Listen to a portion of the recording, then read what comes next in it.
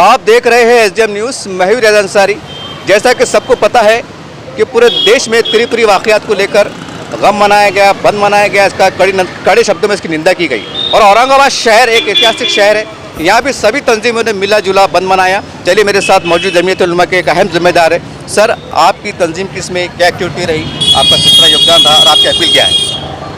आज जिस तरह से पूरे हिंदुस्तान में जो हालात बनाए जा रहे हैं, जो माहौल क्रिएट किया जा रहा है एक मुसलमानों के ख़िलाफ़ में, जिस तरह से आप देखेंगे कि हमारे आए दिन अल्लाह के रसूल के शान में गुस्ताखी किए जा रहे हैं। उसके बाद में भी आपने देखे होंगे कि त्रिपुरा के अंदर जिस तरह से फसादात अंजाम दिया गया, उसके अंदर भी पूरे मुस्लिमों को ही टारगेट किया गया।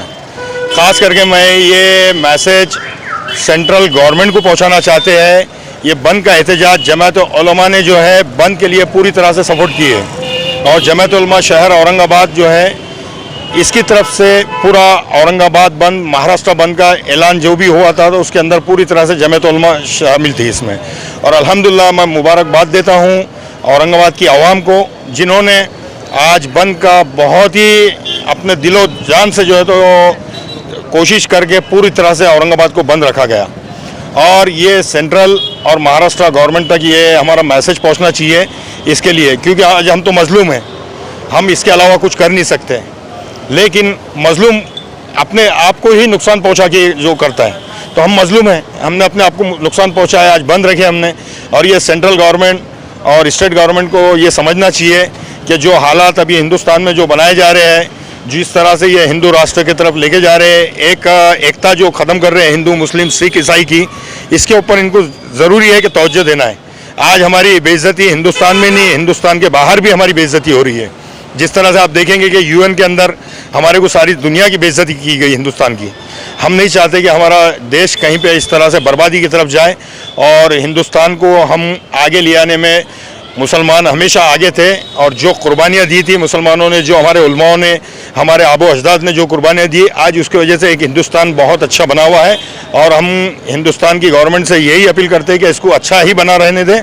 और इस तरह इसके लिए हम लोग ने एहतजाज किया आज औरंगाबाद। सर, हम देखते हैं कि हमारे महाराष्ट्र में सेकुलर पार्टी की हुकूमत है, राष्ट्रवादी है, कांग्रेस है, सेना है, और यहाँ भी हमारे बहुत मुस्लिम नेता जुड़े हुए हैं। तो मैं खुल के पूछ रहा हूँ कि यहाँ के जिम्मेदारों से, खासकर क्योंकि सेकुलर लोग हैं, कि इनसे बातचीत हुई थी कि साहब हमारा भी कहने का कानूनी तरीके से अच्छे अंदाज से आप हमारा हमारी तायद कीजिए।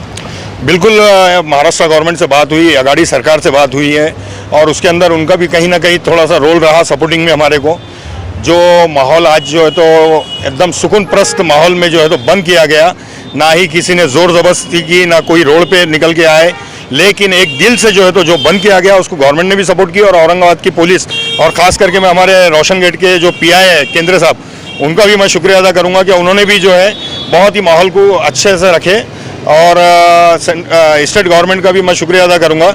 लेकिन स्टेट गवर्नमेंट को भी ये समझना चाहिए कि ये जो हालात बन रहे हैं इसके ऊपर उन्होंने काबू करना चाहिए। और सर, हम देखते हैं कि जब भी मुल्क में इस तरह फ़िरक़ावाराना फ़सादात होते हैं तो हमने देखा है आंखों से कि जमीयत उलमा बढ़ चढ़ के हिस्सा लेती है उनको बाज़ाबत करने में लिए। तो क्या माना जाए कि आप क्योंकि हालात आप काबू में आ चुके हैं, तो वहाँ के त्रिपुरा के मुसलमानों को मदद इमदाद पहुँचाने में, घर तबाह हो गए, बर्बाद हो गए, मस्जिदें तबाह हो गई, उसको बनाने में आपका सरगर्म रोल रहेगा?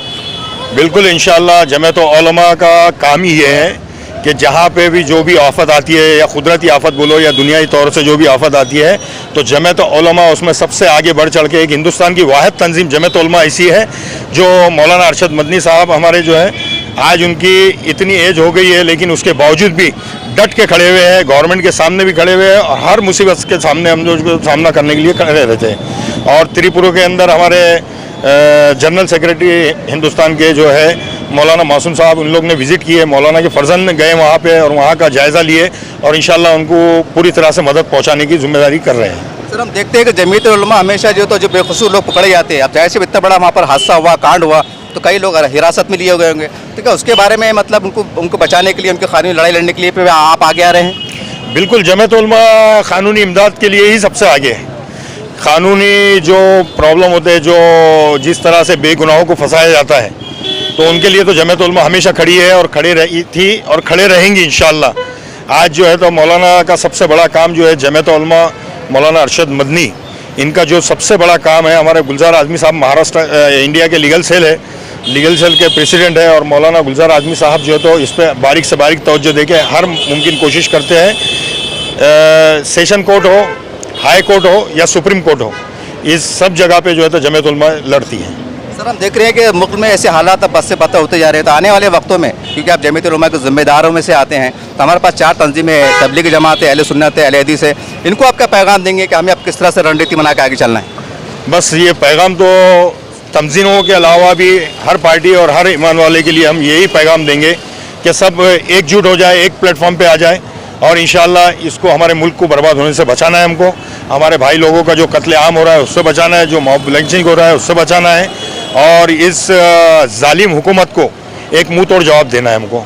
इसके लिए हम सब तरह से इंशाअल्लाह साथ में चलेंगे, अल्लाह चाहे। इस तरह से आपने देखा जमीयत उलमा के एक अहम जिम्मेदार, इनके कार्यकर्ता, इनके कारकुन यहाँ पर मौजूद है और आप उन्होंने क्या कहा आपने सुन लिया है, लेकिन एक बात बहुत प्यारी कही है, बहुत बड़ी बात कही है कि हमें आने वाले वक्तों में मिलकर आगे आना होगा और लड़ना होगा।